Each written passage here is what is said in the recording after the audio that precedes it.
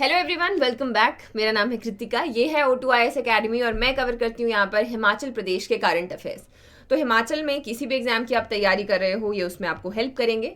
और आज हम देखने वाले हैं कि नवंबर 16 से लेकर 30 तक कौन से ऐसे इवेंट्स रहे हैं जिनमें से सवाल पूछे जा सकते हैं या फिर मेंस में आपके लिए वो इंपॉर्टेंट है। तो एग्जाम पॉइंट ऑफ व्यू से हम लोग आज काफ़ी सारे इंटरेस्टिंग टॉपिक्स देखेंगे। तो उसके अलावा अलग से प्लेलिस्ट बनी हुई है, महीने में 1 या 2 वीडियोस आते हैं, आप इनको मिस ना करें इसके लिए सब्सक्राइब ज़रूर कीजिएगा। और कोई सवाल रहते हैं तो आप मुझे भी डायरेक्टली कॉन्टैक्ट कर सकते हैं। शुरुआत करेंगे हम लोग अपनी न्यूज़ के साथ में। सबसे पहली हमारी न्यूज़ है लोसर फेस्टिवल।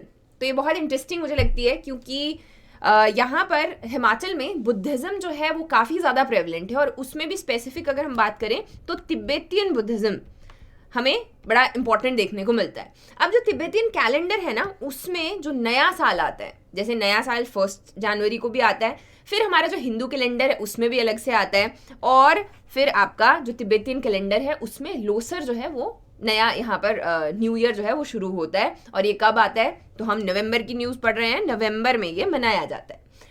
अब एक वर्ड भी है फेवर भी, फरवर या फरवावर, एक नया वर्ड भी आप लोग यहाँ पे इंग्लिश में भी सीख जाएंगे। इसका मतलब है एंथुजियाज्म, कि बहुत ही एंथुजियाज्म से ये मनाया जाता है। अब जैसा हम लोग जानते हैं कि ये जो बुद्धिज़्म आपके फॉलो किया जाता है, बहुत सारी मोनेस्ट्रीज जो हैं वो हमें इस वाले एरिया में मिलती हैं। लाहौल एंड स्पीति डिस्ट्रिक्ट में सबसे ज़्यादा प्रेवलेंट ये है, तो वहाँ पर ही ये फेस्टिवल भी सबसे ज़्यादा मनाया जाता है। जितने भी आपकी मोनेस्ट्रीज हैं, गोम्पा हैं, वहाँ पर इस तरीके के बहुत सारे जो डांसेज हैं, छाम डांस, लामा डांस, ये सारे के सारे किए जाते हैं। अलग अलग हम कह सकते हैं ड्रामेटिक सीन्स यहाँ पर किए जाते हैं, जहाँ पे सच्चाई के ऊपर की हमेशा जीत होती है। इस तरीके से बड़े सारे रिचुअल्स यहाँ पर रहते हैं। ठीक है, तो Losar is the Tibetan new year, जो कि नवंबर में मनाते हैं, और लाहौल वैली में स्पेसिफिक ये सबसे ज़्यादा मनाया जाता है।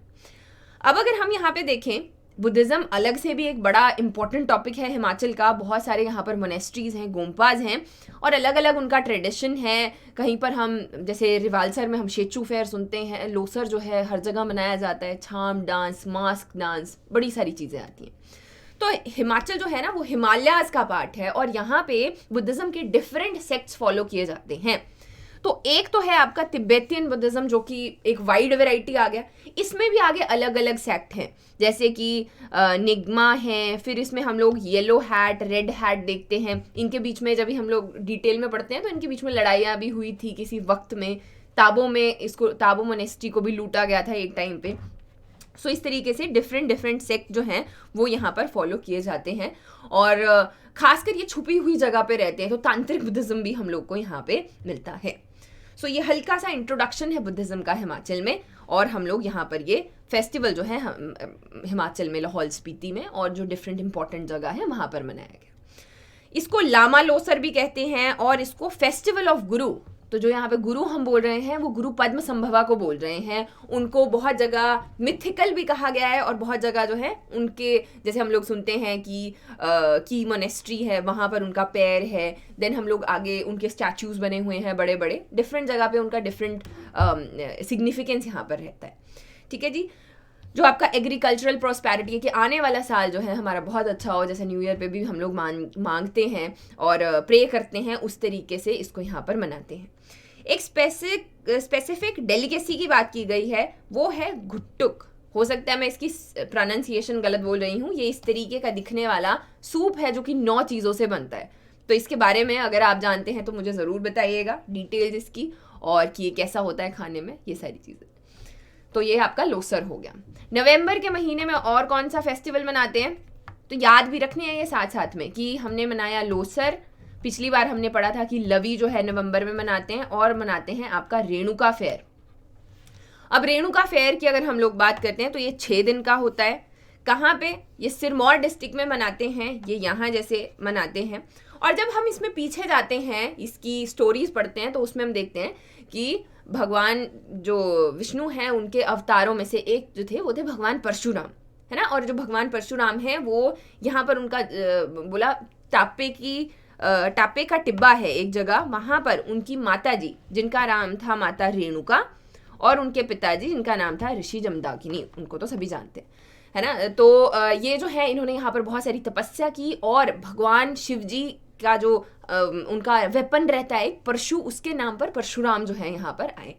इसी बीच जो है रेणुका माता को मारने का यहाँ पर ऑर्डर ऋषि जमदग्नि ने दिया। कई जगह अलग अलग स्टोरीज हैं, लेकिन जो रेणुका माता है उनका सिर धड़ से अलग हो गया, वो लेक में गिर गया जो कि आपकी रेणुका लेक है, ठीक है। और उनका जो सिर है वो लेकर परशुराम चले गए निर्मंड, तो हम लोग उसको बोलते हैं कि निर्मुंड, मुंड मतलब सिर और निर मतलब उसके बिना, तो वहां पे उन्होंने बड़ी तपस्या की उसको जोड़ने के लिए, ऐसा कुछ रहता है। लेकिन बेसिक आइडिया इज कि ये जो 6 दिन है यहाँ पर भगवान परशुराम अपनी माता रेणुका के साथ में मिलने के लिए आते हैं। 6 दिन का है, ये एक इंटरनेशनल फेयर है, ये भी एक पॉइंट है। और क्या पॉइंट आता है इसमें कि ये शुरू होता है देव प्रबोधिनी एकादशी को, तो ये आपका देव प्रबोधिनी एकादशी को शुरू होता है। यहाँ पर बड़ी सारी आपके पोजेशंस निकाले जाते हैं बहुत ही सुंदर, मंदिर से आसपास जो है ऐसे बहुत सारे लोग जो हैं इस तरीके के पोजेशंस में यहाँ पर जाते हैं इस तरीके से, ठीक है जी। तो ये आपकी सारी चीज़ें मैंने आपको बता दी, कितने दिन का होता है, इंटरनेशनल फेयर है, शोभा यात्रा निकाली जाती है, देव प्रबोधिनी एकादशी के दिन शुरू होता है। ये जो यहाँ पर सारी चीज़ें होती हैं इसका मेंशन बोला स्कंद पुराण और ब्रह्मंड पुराण में भी किया गया है। अब ये न्यूज़पेपर है, इसको हम लोग एक बार वापस से चेक करेंगे अपने मेन नोट्स में ऐड करने से पहले, क्योंकि इससे पहले ये हमें कहीं बाकी बुक्स में नहीं मिला है। तो स्कंद पुराण और बोला ब्रह्म पुराण में इसका मेंशन किया गया है। तो ये थी आपकी न्यूज़। नेक्स्ट हम लोग आ जाते हैं week long workshop on Brahmi script. अब जैसे हम लोग जानते हैं हिमाचल में बहुत सारी लिपियां जो हैं हमें देखने को मिलती है जो धीरे धीरे विलुप्त होती जा रही हैं। इसमें मैंने आपको पढ़ाती हूँ, मैं एक टांकरी पढ़ाती हूँ जिसको टाकरी भी कहते हैं, फिर आपकी शारदा है, खरोष्टी है, और उसमें से एक आती है ब्राह्मी। तो हिमाचल जो सरकार है वो टाइम टू टाइम इस तरीके से इसके डिजिटल प्रिंट्स भी बनाती रहती है और लोगों को जागरूक करती रहती है अपनी इस लिपि को बचाने के लिए। तो सेम वे उसी तरीके की एक वर्कशॉप जो है वो शिमला में की गई और यहाँ पर लोगों को बताया गया कि किस तरीके से आप जो हैं इसको हमें बचाने की यहाँ पर ज़रूरत है। इसमें अलग अलग यूनिवर्सिटी से, कॉलेजेस से यहाँ पर पार्टिसिपेंट्स आए थे।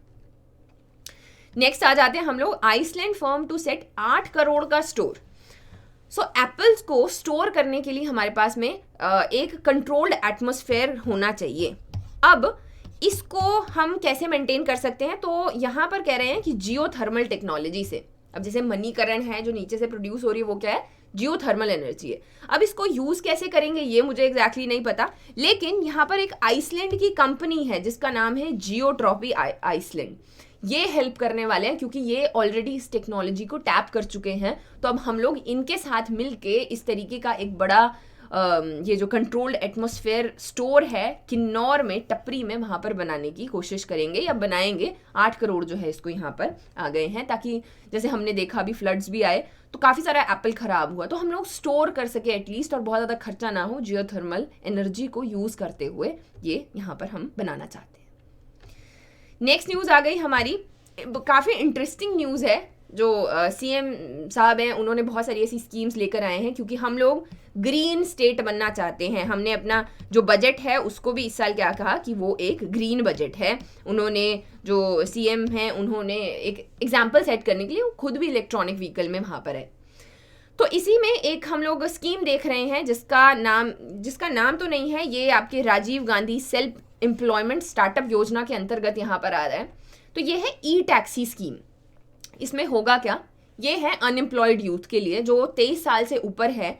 तो अगर वो ई टैक्सी या ई बस खरीदना चाहते हैं तो उसके ऊपर सरकार उनको 50% अनुदान देगी, ठीक है। यानी कि अगर 20 लाख की टैक्सी है तो 10 लाख जो है वो आपकी सरकार देने वाली है ताकि आप आराम से जो है शुरुआत कर सकें और फिर आगे वहाँ पर बढ़ सकें, ठीक है जी। तो ये आपकी ई टैक्सी स्कीम आ गई और ये किसके अंडर आई, Rajiv Gandhi self employment startup योजना में कांग्रेस की सरकार ने प्रतिज्ञा पत्र दिया हुआ है। मतलब वैसे भी ना इस आने वाले सालों में हम लोग ग्रीन स्टेट के ऊपर बहुत ज़्यादा फोकस कर रहे हैं कि जो पोल्यूशन है वो काफ़ी ज़्यादा हो रहा है, हमें बैलेंस आउट करना है, सस्टेनेबल डेवलपमेंट की बात कर रहे हैं और ज़्यादा से ज़्यादा नॉन रीन्यूएबल सोर्सेज से रीन्यूएबल सोर्सेज की तरफ बढ़ने की कोशिश कर रहे हैं। नेक्स्ट आ जाते हैं हम लोग अगली न्यूज़ में। हिमाचल में लाहौल स्पीति को सेफ हेवन कहा गया है वाइल्ड लाइफ के लिए।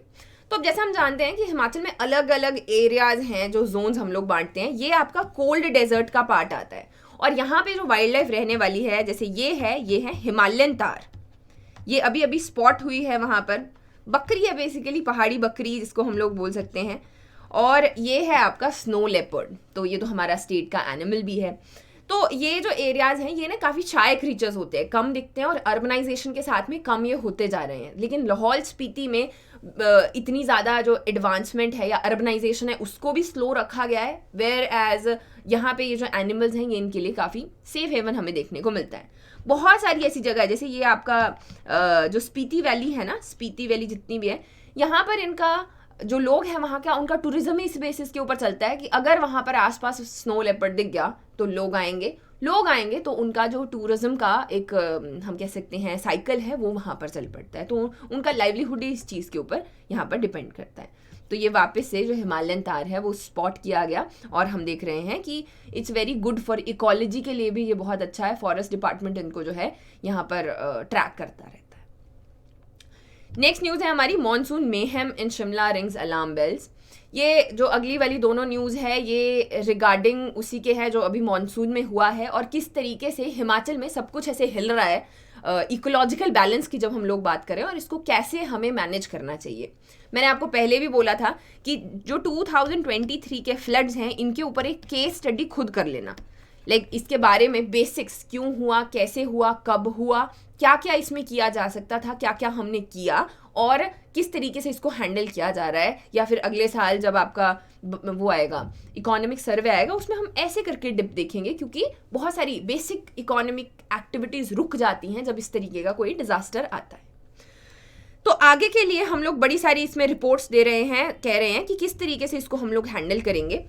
तो ये जो रिपोर्ट जो भी आई इसने बात की है दो चीज़ों की कि देखो सबसे पहले दो भारी भरकम जो बारिशें हुई है वो जुलाई 9 और 11 के बीच में हुई और फिर हुई 13 अगस्त से 16 अगस्त के बीच में। इसी दौरान दो मेजर रीज़न थे, स्पेसिफिकली शिमला में जहाँ पे हमने बहुत सारे फ्लड्स लैंडस्लाइड्स भी देखे। उसके दो रीज़न थे, कंस्ट्रक्शन ओवरबर्डन और अनप्लान्ड ओपन ड्रेनेज सिस्टम। ये काफ़ी टाइम से बोल रहे हैं कि ये जो पहाड़ियाँ हैं ना ये अपने एक्सट्रीम तक पहुँच चुकी हैं और इसके बाद में ये इतना भार नहीं उठा पाएंगी, क्योंकि यहाँ पे कंस्ट्रक्शन जो है वो काफ़ी ज़्यादा है। और एक और जो थ्योरी मैंने पढ़ी थी वो ये थी कि जैसे हम लोग वो अंडर वाटर एक जो रिज है ना उसके नीचे एक बड़ा सा कि एक रिजर्वॉयर है, वाटर रिजर्वॉयर।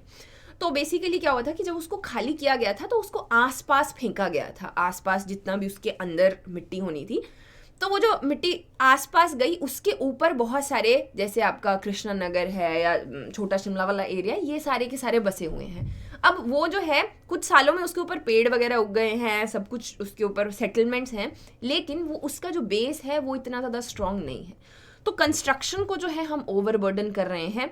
उसके अलावा जो ड्रेनेज सिस्टम है वो भी प्रॉपर नहीं है, इसके ऊपर भी हमने बहुत सारी रिपोर्ट्स देखी हैं। तो नीड ऑफ एन आर की एक हाई टाइम है जहाँ पर इसको मैनेज करने की ज़रूरत है। हिमकॉस्ट और जियोलॉजिकल विंग है उनको भी बोला है कि इसमें आपको मैनेजमेंट जो है वो चेक करनी है, सॉइल इरोजन के कॉजेज़ हैं या वाटर मैनेजमेंट ही है, अनरेगुलेटेड है, इन सारी चीज़ों को चेक करके यहाँ पर क्योंकि अब जो नेक्स्ट आपकी तबाही होगी वो ज़्यादा हो सकती है, तो हमें उसको अवॉइड करना है। ऐसे रीजंस को भी हम लोग यहाँ पर अवॉइड करेंगे। सेम वे हमारी नेक्स्ट न्यूज़ है, ये भी एक पैनल का रिपोर्ट है जो अनसाइंटिफिक माइनिंग के बारे में बात करता है। मैंने बताया आपको ये मेंस का टॉपिक है। तो हिमाचल में जो है आपकी 5 प्रमुख नदियाँ बहती हैं, इसमें सबसे ज़्यादा इलीगल माइनिंग। अब माइनिंग जो है वो तो लीगल होनी चाहिए, लेकिन हम रहते हैं बड़े बड़े पहाड़ों में और यहाँ पर होती है scientific mining only. Scientific mining का मतलब ये है कि साइंटिस्ट जो हैं वो जियोलॉजी देखकर अपने हिसाब से यहाँ पर बताते हैं कि कितना जो है खोदा जा सकता है। इसीलिए यहाँ पर जो बड़े क्रशर्स हैं या मशीन्स हैं वो होती हैं बैन, ठीक है। लेकिन सरकार के मना करने पर भी बहुत सारे लोग जो हैं इलीगल माइनिंग करते हैं। स्पेसिफिकली अगर हम लोग बात करते हैं ब्यास रिवर की, ब्यास रिवर में कांगड़ा की अगर हम बात करें तो कांगड़ा में इलीगल माइनिंग एक नॉन बेलेबल ऑफेंस है, यानी कि बेल भी आपको नहीं मिलेगी। लेकिन इसका जो बेसिन है यहाँ पर चक्की खड भी आती है, चक्की खड के बारे में आपने सुना होगा। उसके ऊपर एक ब्रिज था जो कि वहाँ पर वो कोलैप्स कर गया था जस्ट बिकॉज उसका जो बेड है वहाँ पर बहुत ज़्यादा इलीगल माइनिंग की जाती है और उसकी वजह से जो ब्यास रिवर है वो अपना कोर्स चेंज करना शुरू हो चुकी है क्योंकि उसका रिवर बेड जो है वो अनस्टेबल हो गया है। तो ये इलीगल माइनिंग के बारे में बात कर रही है कि ये जो है एक बहुत बड़ा कॉज हो सकती है नेचुरल कैलेमिटी का, और इसको हमें यहाँ पर इसको चेक करने की ज़रूरत है। अगर आप बहुत जैसे जितने भी SDMs हैं हिमाचल में, उनके इंस्टाग्राम अकाउंट वगैरह रहते हैं, बड़े ऑफिसर्स हैं जितने भी, उनको फॉलो करना होता है। तो उनके अगर आप वैसे भी इंस्टाग्राम चलाते ही उनको फॉलो कर लोगे तो 4 चीज़ें पता चल जाती हैं। तो उसमें काफ़ी सारे लोग जो है स्टोरी डालते हैं कि किस तरीके से इलीगल माइनिंग हो रही है, या फिर जब भी वो देखने के लिए जाते हैं वहाँ पर तो उसके बारे में उन्होंने वहाँ पर लिखा होता है। तो इस तरीके से जो है illegal mining next natural calamity की जो हम लोग बात कर रहे हैं, ये वाली भी हुई, उसमें अच्छा खासा रोल इसका यहाँ पर है। So that is it for today. आज हमारे पास में इतनी न्यूज़ थी। आई होप आपको ये वीडियो अच्छा लगा हो तो अपने फ्रेंड्स के साथ भी ज़रूर शेयर कीजिएगा। उसके अलावा आप हमारी मोबाइल एप्लीकेशन को भी डाउनलोड कर सकते हैं। इसके जो नोट्स वगैरह है वो आपको इस पे मिलेंगे और टेलीग्राम चैनल पर मिलेंगे। So I wish you all the very best and thank you for watching.